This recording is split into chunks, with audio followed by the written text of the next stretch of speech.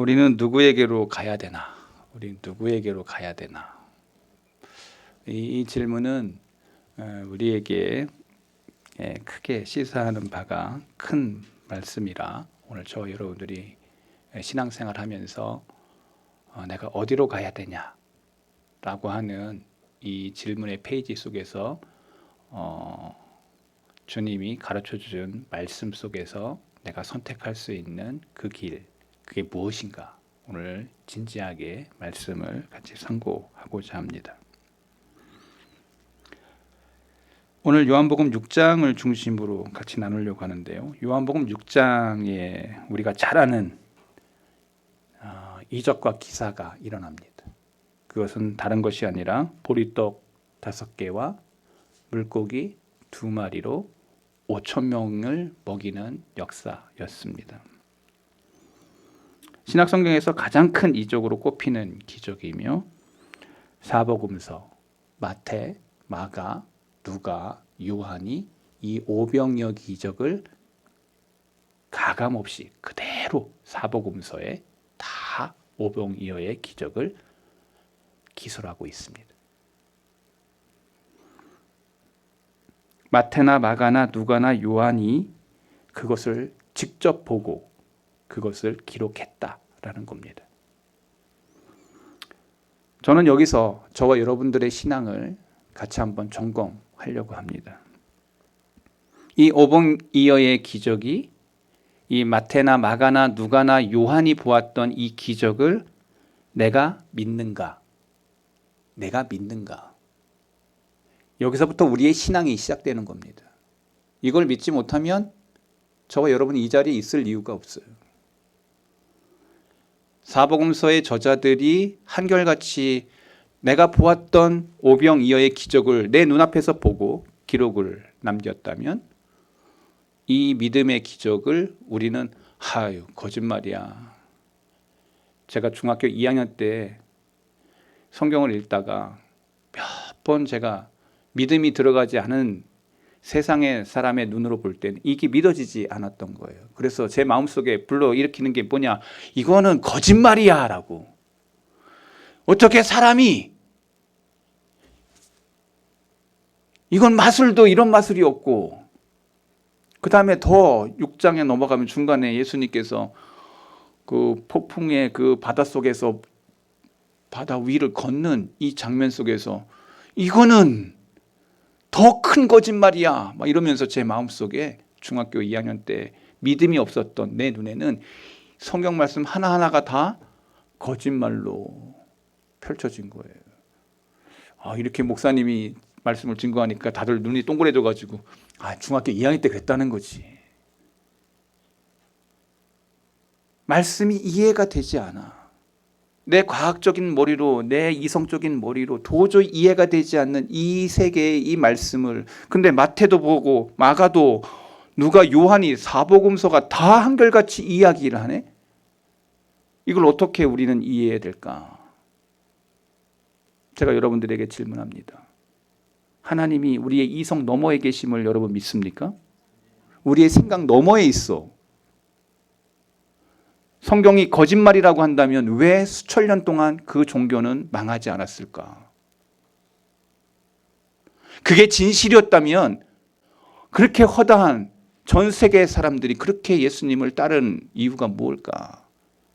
이게 거짓말이었다면 벌써 이전에 다 사라졌어야 되는데 왜 기독교는 수천 년이 지나도록 죽지 않고 살았을까? 다른 거 아니에요. 둘 중에 하나죠. 진실이냐 거짓이냐의 문제인 겁니다. 저는 여러분들에게 제가 14년 동안 우리 교회를 다니면서 저는 말씀을 가르쳤습니다. 그리고 가장 좋은 믿음은 말씀을 따라 믿는 신앙이 가장 좋은 믿음이라고 가르쳤습니다. 말씀을 믿고 따르는 신앙이 가장 좋은 신앙입니다. 여러분, 우리의 신앙은요, 말씀대로의 신앙이어야 됩니다. 말씀이 가라 하면 가는 것이고 말씀이 서라 하면 서는 것이지 말씀 넘어서 가거나 말씀에 미치지 않는 것은 이단인 것입니다. 그러니 저와 여러분의 신앙은 말씀대로의 신앙이어야 됩니다. 말씀을 따라가는 거예요. 우리의 표본이 말씀이고 말씀에 좌로나 우로나 치우침 없는 이 신앙이 바른 신앙입니다. 그래서 이것을 믿는가부터 우리는 시작되는 거예요. 이 기적을 보는 마태, 마가, 누가, 요한이 그때 거짓말쟁이들이었냐? 아니라는 것이죠. 예루살렘 교회에 그들은 다 위대한 지도자들이었고 성령의 사람들이었고 하나님의 사람들이었고 이적과 기사를 베풀 뿐만 아니라 많은 사람들이 그를 통해서 치유함을 얻었고 새롭게 되었습니다. 예수님을 만나는 사람들마다, 예수님의 제자들을 만나는 사람들마다 그러한 이적과 기사가 일어났습니다. 저는 이 말씀을 믿습니다. 여러분, 우리 사도신경 고백하잖아요. 나는 하나님을 믿습니다. 내가 믿는 그 하나님을 고백하는 거예요. 내가 믿는 예수님을 고백하는 겁니다. 내가 믿는 성령님을 고백하는 것입니다. 이것부터 신앙이라고 저는 믿습니다. 믿는 것, 믿는다, 믿음. 근데 성경은 이렇게 이야기합니다. 믿음은 들음에서 난다고. 누구에게 듣느냐가 되게 중요하다고. 여러분, 사기꾼에게 들어보세요. 여러분, 사기꾼 됩니다. 여러분, 조금 있다가. 거짓말쟁이 옆에 있어 보세요. 거짓말쟁이들 자꾸 거짓말하면 여러분 옆에 여러분들 갑자기 다 거짓말쟁이 됩니다. 누구에게 듣느냐가 되게 중요합니다. 이단의 사람들에게 들어보세요. 이단이 됩니다. 여러분들 곧 이단 됩니다. 그래서 믿음은 들음에서 난다. 성경이 이야기하고 있듯이 우리는 하나님의 말씀을 통해서 들어야 됩니다. 하나님의 적실한 말씀을 듣게 될 때 여러분들은 말씀을 통해서 주님을 만나게 될 것입니다. 주님의 음성이 들려질 거예요. 내 인생 속에서 주님을 만난 자의 감격을 체험하게 됩니다. 그리고 내 이성 너머의 주님을 통해서 바른 신앙이 무엇인지를 깨닫게 됩니다. 여러분, 저는 저 설교를 통해서 여러분들이 주님을 만났으면 좋겠다. 저는 그런 바람이 있습니다. 그러나 꼭 그것만이 해답이 아니고 말씀을 읽으세요. 말씀 속에서 주님을 만나면 됩니다. 저는 여러분들에게 그것을 인도하기를 권합니다. 매일매일 말씀을 읽으세요. 매일매일 말씀을 들으세요. 요새 얼마나 시절이 좋습니까? 왜 딱 깔아놓으면 딱 틀면 착 나오잖아. 그래서 제가 그 앱도 가르쳐 드렸습니다. 여러분, 읽는 것이 좋아하면 들으시라고. 마태, 마가, 누가, 요한은 바로 이 오병이어의 기적을 기술하면서 이것은 사실이고 이것은 주님이 행하신 기적이라.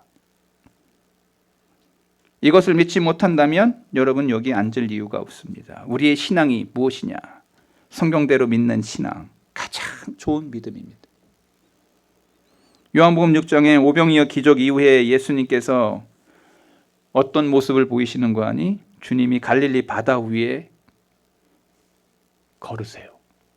바다를 걸러 물 위를 걸으시는 장면이 펼쳐집니다. 저도 23살 때 대학 졸업하자마자 가방 하나 메고 이스라엘을 가서 한 3개월 동안 살아봤습니다. 제가 느낀 감정은 도저히 주님이 행하셨던 그 기적의 장소 속에서 나도 물 위를 한번 걸어가 볼까? 여러분, 지금 되겠습니까? 자연의 법칙이라는 게 있는 거예요. 만유 인류의 법칙이 있는 겁니다. 사과가 위로 중력에 의해서 떨어지는 건 당연한 것입니다. 그런데 물 위로 걸어? 이것은 도저히 인간으로서는 할 수 없는 일인 겁니다. 사해에 가보니까, 제가 사해에 가서, 난 수영을 못해요, 저는. 근데 수영 못하는데 사해를 딱 들어가서 내 몸이 붕 떠. 놀랍고 신비한 경험을 저는 해봤습니다. 농도가 너무 높아가지고, 짠 농도가 너무 높아가지고 제가 붕 뜨더라고. 수영 못해도 그냥 막 떠다녀.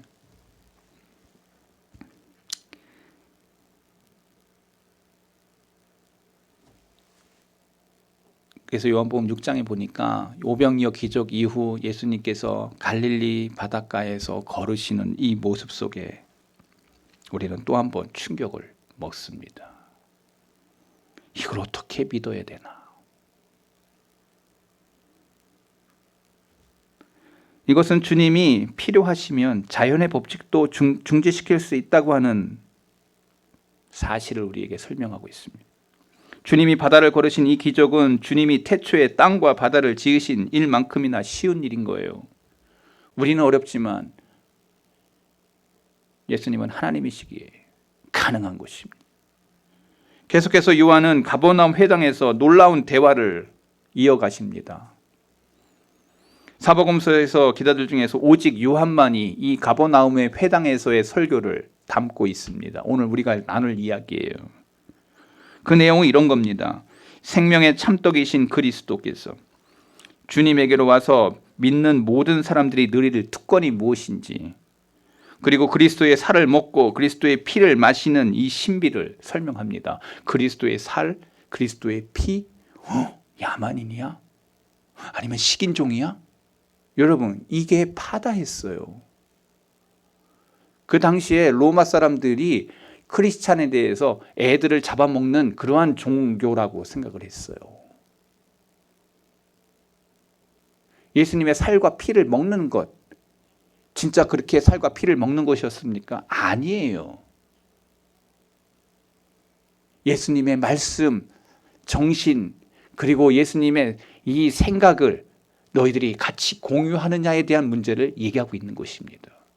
저와 여러분이 예수님의 생각, 예수님의 정신, 예수님의 사고, 예수님의 그 의식 세계를 공유했다면 이 말씀이 이해가 될 줄로 믿습니다. 여러분, 그래서 이렇게 얘기해요. 이 대화 속에서, 이 진리 속에서 네 번째 복음서인 이 요한복음이 우리에게 큰 빛을 우리에게 시사해주고 있어요. 그 무슨 빛이야? 예수님과의 연합을 이야기하는 것입니다.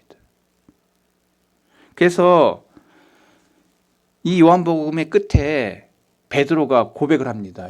베드로는 우리가 잘 아는 것처럼 예수님의 수제자 아닙니까? 외칩니다. 베드로가 대답하되 주여 영생의 말씀이 주께 있사오니 영생의 말씀이 주께 있사오니 우리가 누구에게 가오리까?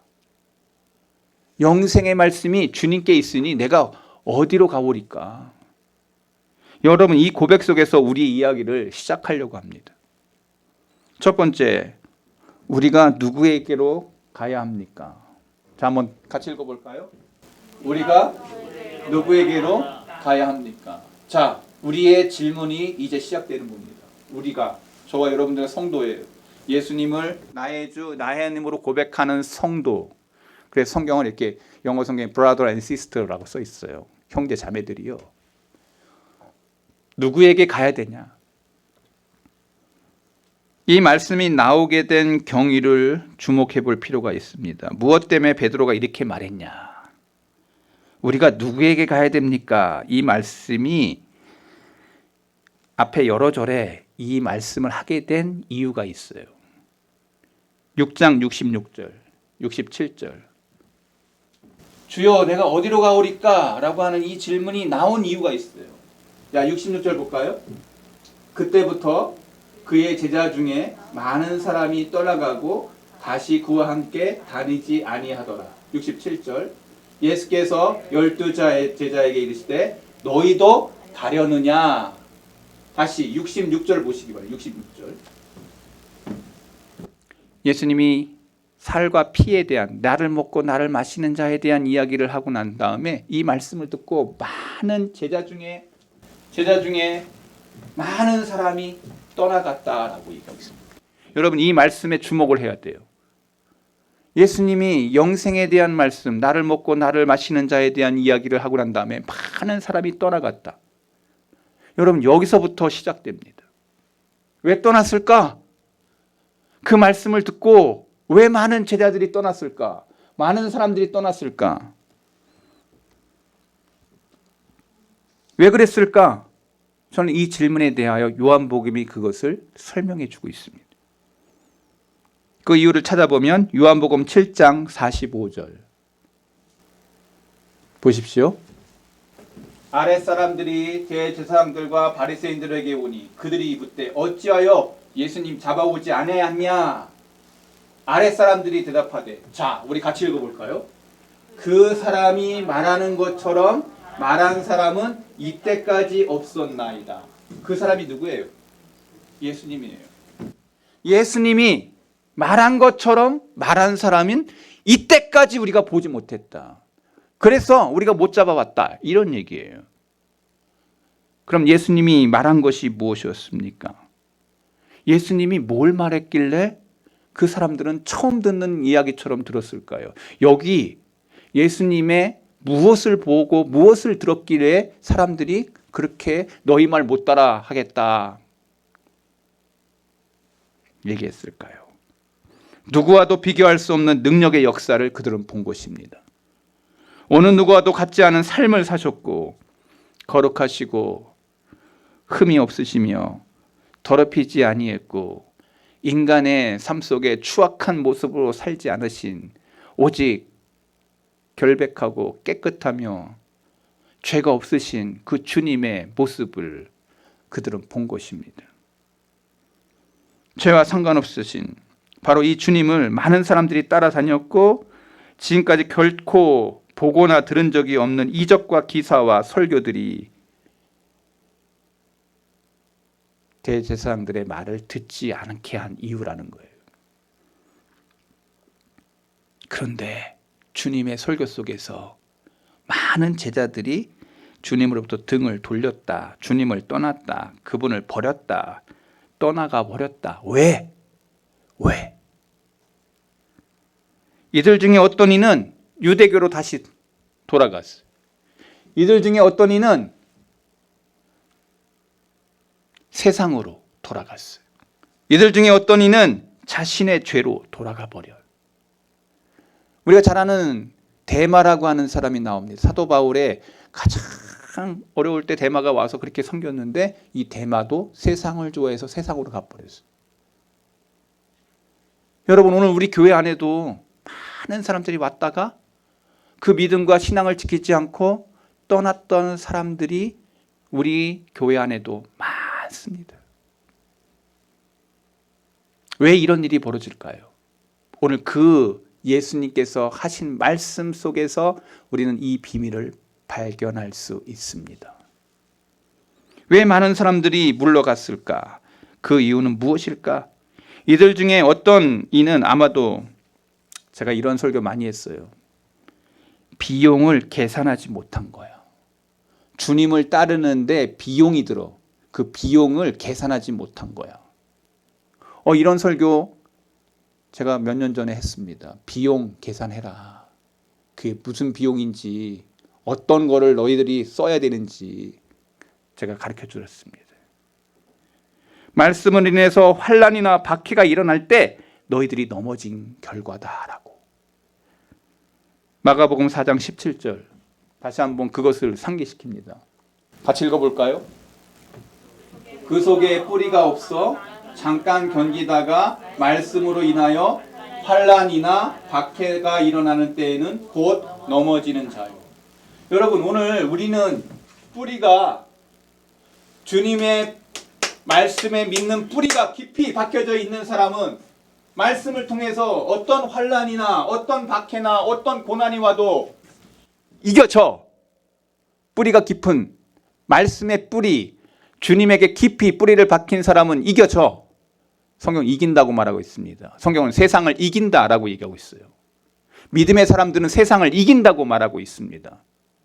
그런데 뿌리가 없어. 말씀은 잠깐 들었는데 은혜는 받았는데 기쁨이 있는데 말씀으로 인해서 환난이 와. 그 말씀을 지킬 그러한 믿음이 없는 것이야. 환난이 와서 박해가 와서 이제 그 사명을 감당하지 못하는 자들이 일어난 거예요.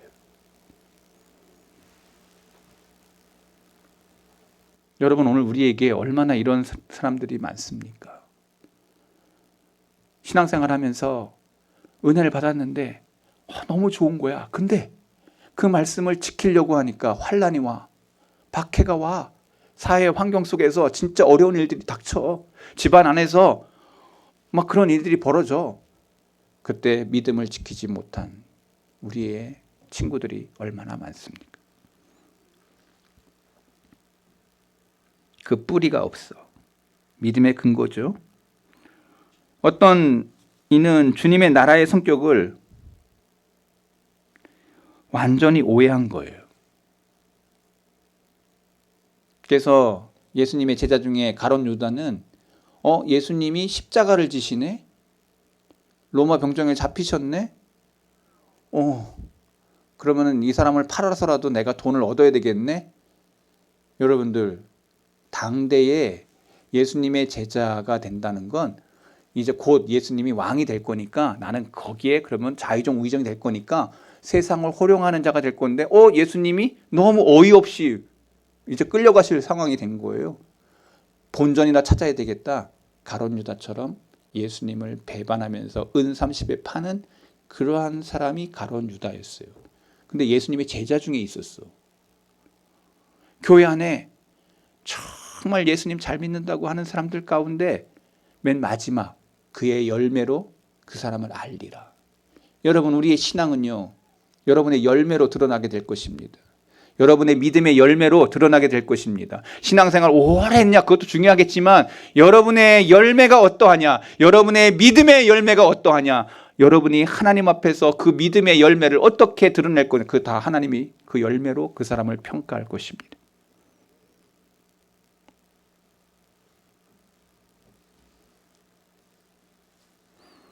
세속적인 이득과 상급만을 꿈꾸었기 때문에 그들은 물러간 것입니다. 점점 선명해집니다. 그들이 예수님의 말씀을 따라가려고 하니까 내가 잃을 게 너무 많은 거야. 세속적인 이득과 상급이 있어야 되는데 이건 아니네. 그들 중 대부분의 주님의 심오한 진리를 받아들이기 싫어했던 거예요. 말씀을 받기 싫어하는 사람들이 떠나가기 시작한 겁니다. 여러분, 신앙생활하면서 말씀이 듣기 싫어지면 그 사람은 지금 병든 것이고 그 사람은 지금 물러가는 자들이 될 것입니다. 오늘도 마찬가지예요. 다시 요한복음 6장 53절에 보십시오. 뭐 때문에 그들이 떠나갔는지를 성경은 이렇게 얘기합니다. 같이 읽어볼까요? 예수께서 이르시되 내가 진실로 진실로 너희에게 이르노니. 여러분, 이 진실로 진실로 여기 헬라어 성경에 이렇게 써 있어요. 아멘 아멘 에고 에이미. 진실로 진실로 내가 너희에게 이르노니. 이 아멘 아멘 진실로 진실로 너희에게 이르노니, 이 진실로 진실로가 반복될 때에는 되게 예수님이 중요한 얘기를 할 때 진실로 진실로라는 말을 붙여요. 그러니까 진실로라는 말이 2번 반복됐다는 거, 그만큼 이 말씀이 뭐라고요? 중요하다는 얘기죠. 공부 잘하는 사람들은요, 선생님이 이거 나올 거야, 이런 패턴일 거야 라고 할 때 애들은 딱 눈이 동그래져 가지고 딱 동그라미 쳐놓죠. 이 애는 지금 점수, 공부 잘하는 애들의 특성인 거죠. 오늘 예수님이 지금 특강해 주는 것 같아요. 진실로 진실로. 그 다음에 무슨 얘기를 하시는지 잘 들어보세요. 인자의 살을 먹지 아니하고 인자의 피를 마시지 아니하면 너희 속에 뭐가 없어? 여러분, 생명 얘기를 해요. 내 살과 피를 마시지 아니하면 생명에 대한 얘기를 한다.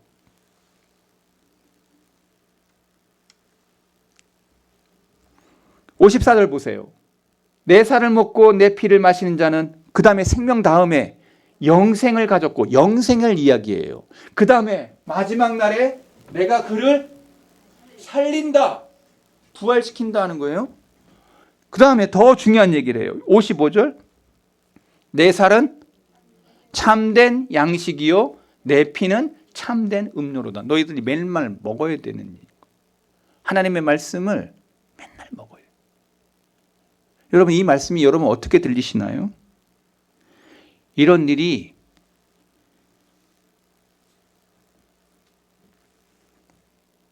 근데요, 여러분, 우리에게 이 말씀이 어떻게 들려질지 여러분들 각 심령마다 다 다를 거예요. 오늘 이 말씀이 되게 어렵게 들리는 사람도 있을 겁니다. 어떤 사람은 이 말씀이 선명하게 들리는 사람들이 있을 겁니다. 다 정도의 차이가 있을 겁니다. 아담 이후로 태어난 모든 죄성을 가진 인간은요, 이 주님의 피의 신학을 싫어해요. 이 피의 신학을 싫어해요. 주님이 나를 위해서 십자가에서 죽으시는 그 피의 신학을 싫어해. 창세기 보세요. 가인과 아벨의 제사 속에 피의 제사를 따랐던 아벨을 하나님이 축복하시고 가인의 제사를 받으셨어요? 안 받으셨어요? 피의 제사를 하나님이 기뻐하셔서 아벨을 축복하시니까 가인이 내 동생이 똑같이 제사 드렸는데 왜 하나님은 내 거 안 받으시고 아벨의 피의 제사를 받으실까? 그리고는 들에 가서 돌로 쳐 죽이죠. 피의 제사를 그렇게 드렸어요. 가인은. 양의 첫 새끼를 잡아 올려드렸던 피의 제사를, 피의 신학을 성경은 얘기하고 있는데 예수님께서 동일하게 내 살과 내 피에 대한 이야기를 하시고 많은 사람들이 떠나갔어요. 이게 뭘 의미하는 걸까? 성경의 구약과 신약에 흐르는 이 맥 속에서 우리가 뭘 찾아낼 수 있을까? 우리 주님으로부터 떨어져 나간 유대인들이 인자의 살을 먹고 인자의 피를 마신다는 말을 듣고 물러갔습니다. 이 물러간 이 유대인들을 물러갔던 이 유대인들을 따르는 모방하는 사람들은 어느 시대에도 있었다. 오늘 이 시대에도 동일하다. 제가 피의 제사를 이야기합니다. 예수 그리스도의 십자가를 바라보고 오직 주님 외에는 다른 길이 없다고 증거했더니 사람들이 떠나가죠. 아유, 우리 목사님 설교는 내가 안 맞아. 어느 강단은 늘 목사님이 코미디 하니까 너무 좋아, 너무 좋아. 거기 가니까 막 이렇게 목사님이 이야기하는 그 감성의 스토리를 이야기하면서 막 사람들이 막 울렸다 웃겼다 하는 그 설교에 매료된 사람들이 있습니다. 근데 진짜 그 안에 복음이 있냐? 그 안에 영혼을 깨는 영혼이 있냐? 그 말씀을 들으면서 나의 죄성이 드러나고 내 영혼에 대해서 드러나는 그것을 발견하지 않는 예배, 피의 제사가 없다면 여러분 지금 그들은 속고 있는 겁니다. 예배는 성경을 보세요. 여러분 다 피의 제사였어요. 3대 절기 속에서 5대 제사 속에서 오직 소제만 빼놓고는 다 피의 제사였습니다. 그 피가 무엇을 상징하는지를 이야기합니다. 피는 생명이라고 얘기하고 있고 그 생명을 얻는 그 길은 죽어야만 얻는 것이었습니다. 누가 죽었어요? 예수님이 죽었다고 얘기하고 있지 않습니까? 그 첫 양의 그 아벨의 피의 제사가 예수님이었다고 얘기하고 있지 않습니까? 예수님이 나를 위한 십자가를 지셨기에 내가 지금 의에 이르고 예수님의 그 피의 대가로 나는 다시 양자로 주님 앞에서 하나님의 자식이 되었고 저와 여러분들은 형제 자매가 되었다고 말하고 있지 않습니까? 여러분 이게 성경이에요.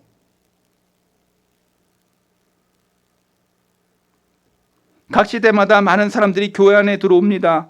그리고 크리스찬의 삶을 시작합니다. 그리고 성년이 되어서는 그리스도와 기독교에 대해 그들의 등을 돌리고 떠나는 사람들이 얼마나 많습니까? 우리의 자녀들 가운데도 지금 주일학교하고 조금 있으면 머리가 조금씩 크면서 점점 성인이 돼서 교회 안에 있다가 교회 안에 울타리에서 떠나는 아이들이 얼마나 많습니까? 비일비재한 일이 벌어집니다. 우리 교회에서도 얼마나 자주 보는 일입니까? 그리스도의 충성스러운 군사여 종의 신분을 버리고 저들이 죄의 세상과 불신의 종들이 되어 떠나간 사람들이 얼마나 많습니까? 이 일을 끊임없이 계속될 것이고 이것은 오랜 질병이고 새삼 놀랄 일도 아니다. 성경은 이렇게 말하고 있습니다. 주님의 말씀을 듣고도 많은 사람들이 떠나갔는데 우리의 마음은 언제나 자신을 속이기 쉽고 지극히 사악합니다. 오늘 저와 여러분의 마음이 얼마나 부패되고 더럽고 추한지를 로마서는 우리에게 이야기합니다. 여러분요,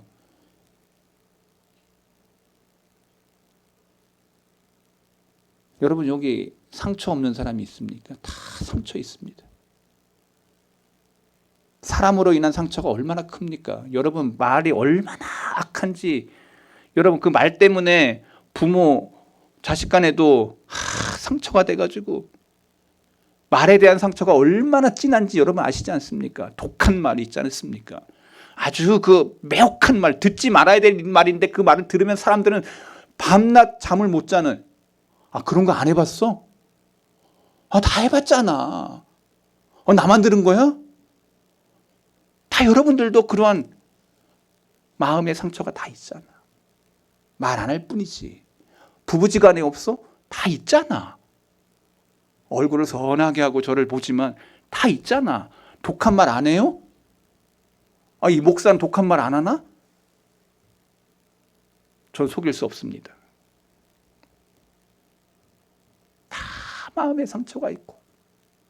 왜 그런가?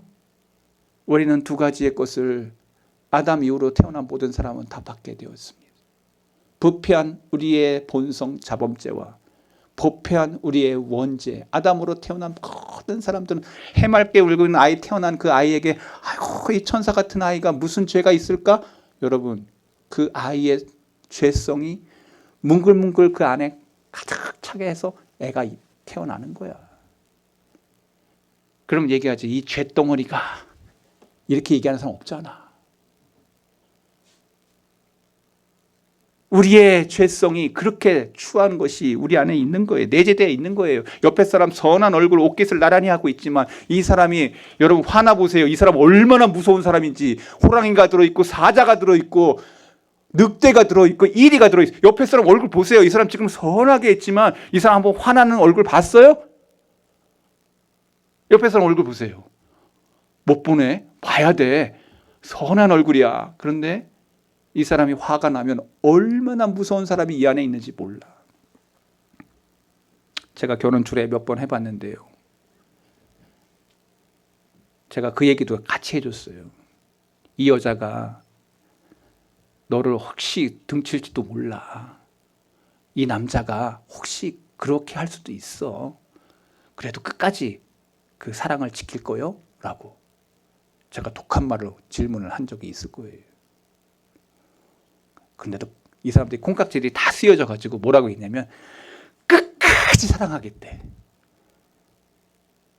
그래서 제가 그 얘기를 꼭 했습니다. 야, 지금이라도 아니면 결혼 안 하는 게 상책이라고. 제가 태희 집사님 했나 안 했나? 했지. 지금이라도 아니면 안 하는 게 낫다고. 박은석 피태 장로님 결혼할 때도 내가 그 얘기 물었어. 지금이라도 아니면 다 얘기했어. 제가 다. 했어요 안 했어? 했어. 왜 그러냐?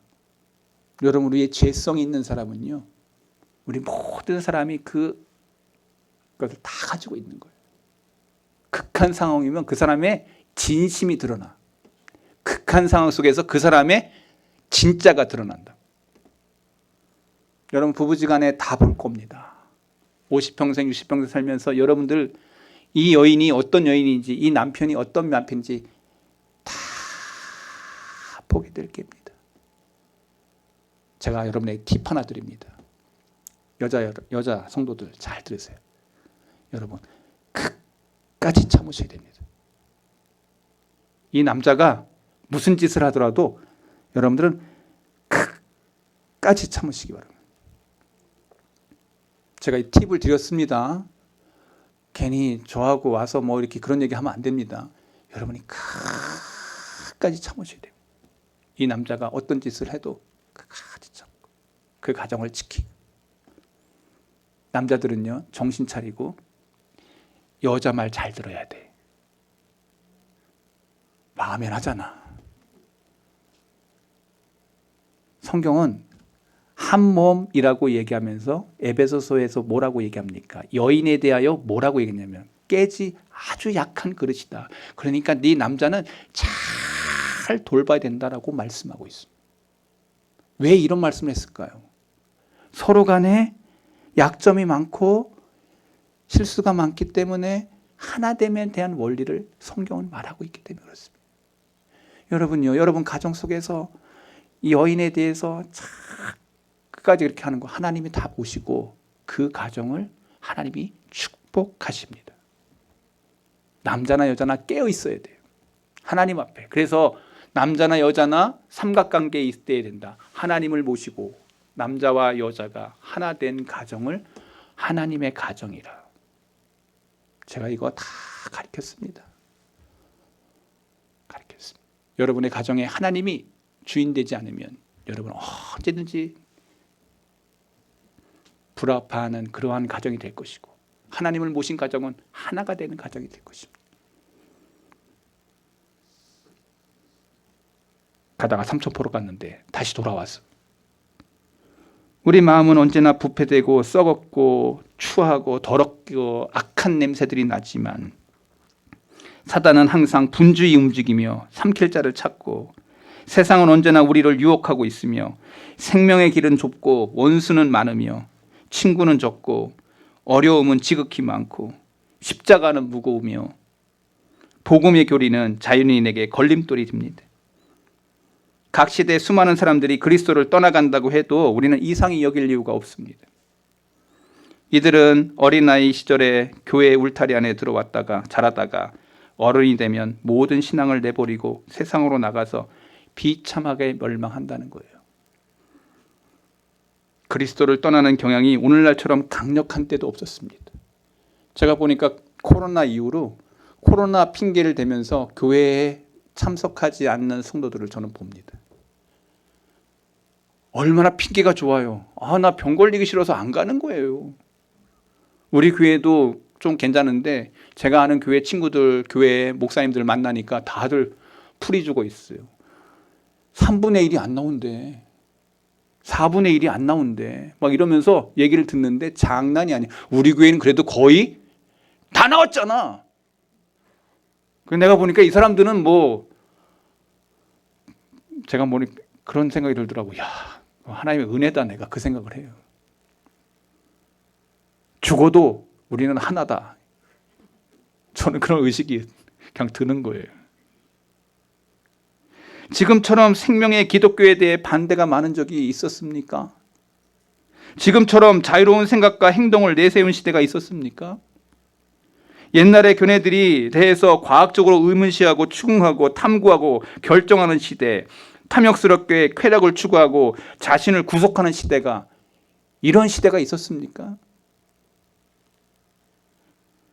무엇보다 가장 나쁜 것은 이 시대는 겉으로만 그럴듯한 자유라는 이름을 가진 시대로서 그리스도를 떠나는 일이 흔한 시대가 되었습니다. 흔한 시대가 돼요. 우리는 옛적 길, 옛 신앙의 그 사람들의 그 믿음, 그 신앙을 우리는 이 시대에 붙잡고 있는 겁니다. 우리가 보는 이 결함은 옛부터 온 병이었기 때문에 우리가 하나님의 진리의 말씀이 펼쳐질 때 언제든지 등을 돌리고 돌아설 사람들이 우리들 주위에서 늘 일어날 일이라는 거예요. 그러니 두려워하지 말라는 거예요. 우리들 주위에 얼마나 많은 사람들이 교회를 떠나가는가. 여러분, 이 시험은 에덴 동산에서부터 시작됐어요. 창세기 3장 4절. 뱀이 여자에게 이르되 너희가 결코 죽지 아니하리라. 여러분, 창세기의 이 말씀이 얼마나 우리에게 울려지는지 잘 보세요. 우리를 주위에 늘 유혹합니다. 넌 결코 죽지 않아. 그리고 죄를 범하게 하는 것이죠. 사단이 하와에게 한 말을 기억하셔야 됩니다. 이 말은 지금까지도 항상 교회를 시험했습니다. 교회에 퍼뜨려졌습니다. 옛 질병입니다. 이것은 다만 알곡과 쭉정이를 가르게 하는 허용일 것입니다. 결국 세상은요, 신자들이 거쳐야 할 용광로예요. 영혼을 사로잡기 위한 함정과 덫과 싸움과 다툼과 실패와 성공과 실망과 좌절과. 그런데 여러분, 이 용광로 속에서 진짜가 드러나더라는 거지. 용광로는요, 저거 여러분이 잘 아는 것처럼 24K, 18K, 16K 이런 거 있잖아. 그게 원래는 용광로에 들어갔던 숫자래요. 옛날에는. 지금은 이제 그렇게 안 하는데. 용광로에 들어가는 거야. 자기 불순물이 빠지는 거야. 24번 들어갔어. 24K 된 거야. 99.9가 되는 이유는 들어간 거야. 용광로 속에. 하나님의 말씀으로, 말씀의 용광로 속에서 진짜가 나오는 거야. 진짜 신앙이 드러나는 거야. 그래서 요한복음은 뭐라고 얘기합니까? 베드로, 야고보, 요한이, 성경에 있는 제자들이 예수님을 끝까지 따랐다. 많은 사람이 그리스도를 떠날지라도 우리는 마음의 목적을 가지고 그리스도께 붙어 있어야 된다고. 주님과 연합. 주님께 붙어 있으래. 주님과 함께 붙어 있어. 저와 여러분들은 다 이방인들이에요. 우린 다 이방인이에요. 누구에게 접목됐어? 예수님이, 우리가 다 돌감나무 같았던 우리를 예수님의 감람나무에 우리를 접목시켰다라고요.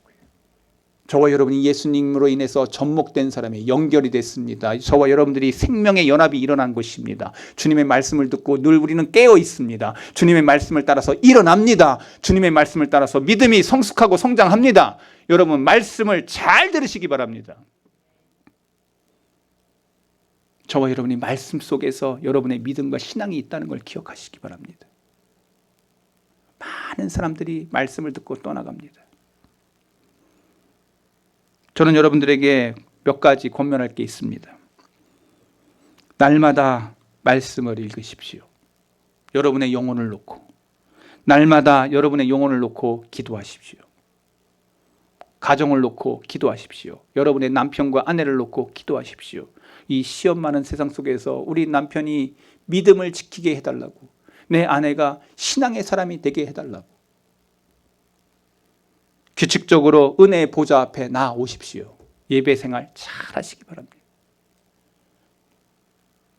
소수의 사람들과 함께 그리스도의 편에 있으면서 잠시 조롱과 멸시를 받는 것이 좋은 것입니다. 오직 좁은 길을 걸어가는 사람은 이 길 외에는 다른 길이 없다고 하면서, 이 길 외에는 다른 길이 없다고 하면서 이 길을 따라가는 사람들이, 성경은 좁은 길을 따라간 사람이고 소수의 사람만이 이 믿음, 이 신앙을 지킬 거라고 말하고 있습니다. 주님이 소망입니다. 주님이 생명입니다. 말씀을 따라 이 길, 좌로나 우로나 치우침 없이 내 믿음, 내 신앙을 잘 지키기를 원한다면 말씀을 잘 따라가는 귀한 아들과 딸들이 저와 여러분들이 되시기를 바랍니다. 옆에 사람 권면하겠습니다. 당신이 바른 길 걸어가기를 바랍니다. 하나님 아버지,